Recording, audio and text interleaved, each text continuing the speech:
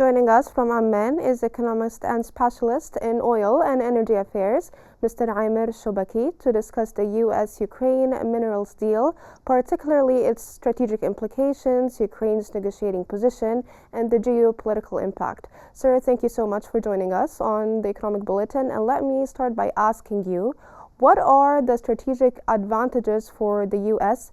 in securing access to Ukraine's critical minerals, particularly rare earth elements?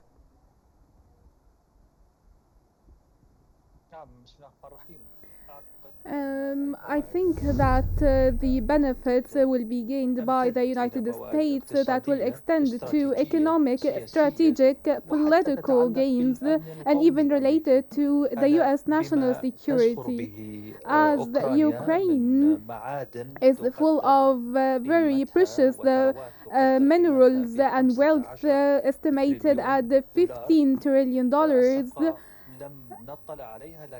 We haven't seen as the deal yet, but the American proposal was 50% of these wealth and minerals, which was not approved by Ukraine. I think after this deal, the U.S. will gain approvals and concessions of obtaining such minerals and wealth. The U.S.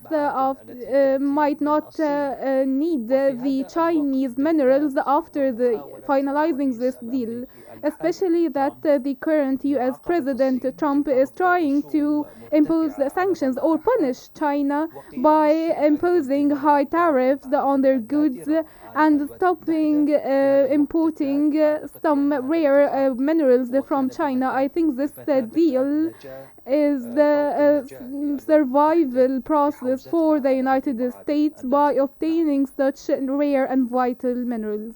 Now, delving into more details with you, sir, what role do Ukraine's critical minerals play in the broader context of global supply chains and particularly in the energy transition and technology sectors?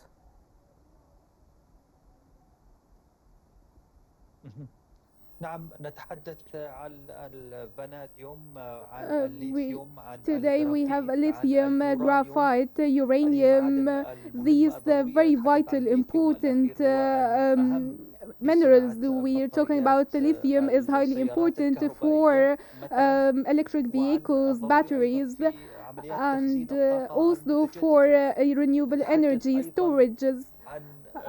We're talking also about the minerals for the use of electronic chips, some very rare minerals owned by Ukraine. Other minerals are used in defense industry. When we talk about electronic chips as well, we talk about the advancement of artificial intelligence.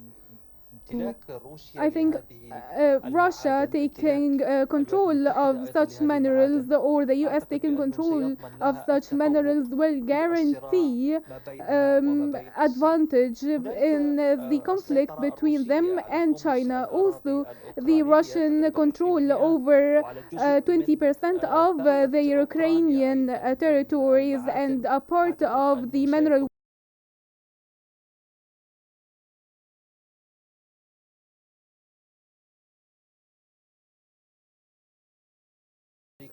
that this wealth will not be under the control of China, which will take Russia a little farther away from China and closer to the United States, especially in the light of what Russia is suffering from regarding the sanctions and what has been stated by the Treasury Secretary today, that the sanctions on Russia is now up for negotiation and the United States is ready to alleviate such sanctions.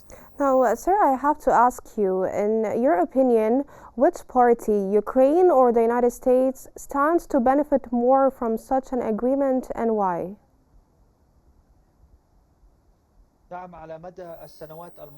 For the recent few years, the Ukraine hasn't been able to fully benefit from this mineral wealth because this wealth and these minerals require advanced technology to be extracted and explored, which is not owned by Ukraine.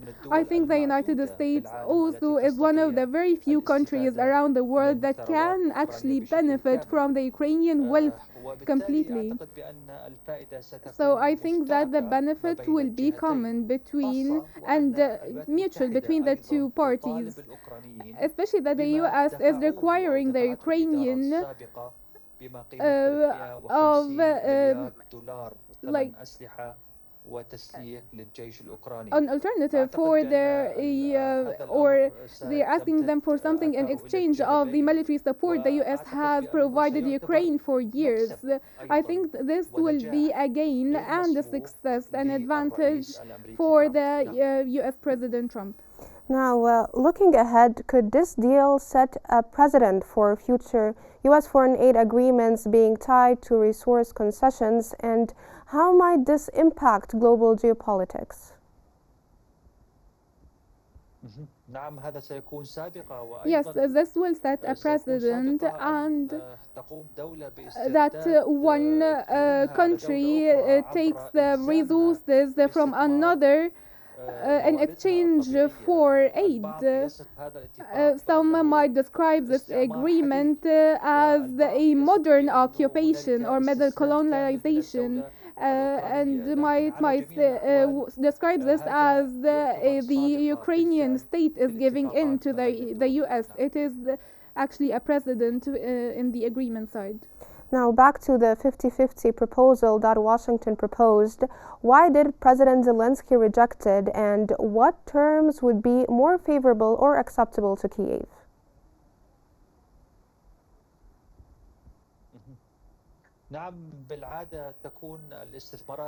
Usually, investments are agreed upon in a satisfactory way for both parties, and I think the percentage first was 75% for Ukraine and 25% for the investor, which in this case is the United States. But with the Ukrainian debt to America, I think that the Ukrainian president has no other choice but to accept the deal. Zelensky described this offer as selling Ukraine, and I think his acceptance now to the 50-50 deal will actually not be in his best interest, especially that he described this as a new occupation for Ukraine. Now, President Trump has argued that the United States should get something back for its military aid to Ukraine. How common is this approach in international relations, and what are its potential risks?